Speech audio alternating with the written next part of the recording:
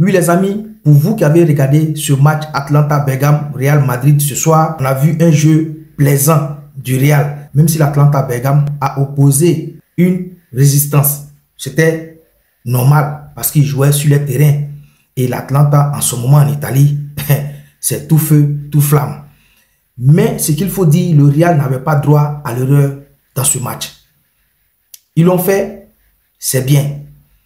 Depuis le début de la saison, on se plaignait, non, oui, tel joueur du Real n'est pas en forme, tel joueur du Real ne correspond pas, surtout Kylian Mbappé, qui a été vraiment à la une des journaux, pratiquement à la fin de chaque match ou au lendemain de chaque match. Kylian Mbappé faisait la une des journaux. Non, il ne mérite pas le Real. Même moi-même qui vous parle dans cette vidéo, j'en parle toujours dans mes vidéos ici. Depuis le début de cette saison, Carlo Ancelotti a beaucoup insisté sur 3 attaquants devant, c'est-à-dire Kylian Mbappé en pointe, Rodrigo sur le côté droit et Vinicius Junior sur le côté gauche. Il a beaucoup insisté là-dessus et ça n'a pas fonctionné. Il a même réinsisté là-dessus, ça n'a pas fonctionné. C'était vraiment chaud. Malgré le retour de blessure de Rodrigo, Carlo Ancelotti nous sort quelque chose ce soir en Italie. Un Kylian Mbappé avec Vinicius Junior devant. Il a évolué en 4-4-2 classique. On a tous vu ce jeu du Real ce soir. Et ce match que j'ai regardé, moi j'ai compris que depuis le début de la saison, le Real n'avait pas un problème de joueurs.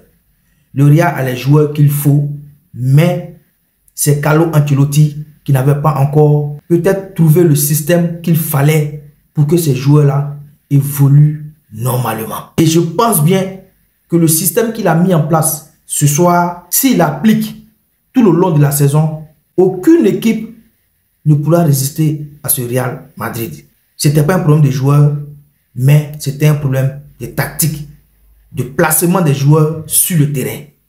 Et Carlo Ancelotti, je pense bien qu'il a trouvé la bonne formule. C'est ce 4-4-2 là qui pourra faire gagner ce Real là cette saison 2024-2025. Si Carlo Ancelotti ne le change pas, bien évidemment, parce que Vinicius Junior, c'est un titulaire indiscutable. Donc dans ce schéma de 4-4-2 classique, soit c'est Kylian Mbappé qui débute, soit c'est Rodrigo qui débute.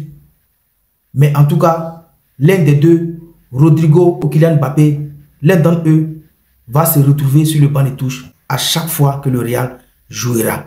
Ça, c'est une certitude. Mais pour moi, je pense que ceux qui vont débuter, les 2 attaquants qui débuteront, ça sera Kylian Mbappé et Vinicius Junior. Et vous, qu'est-ce que vous en pensez? Dites-le en commentaire.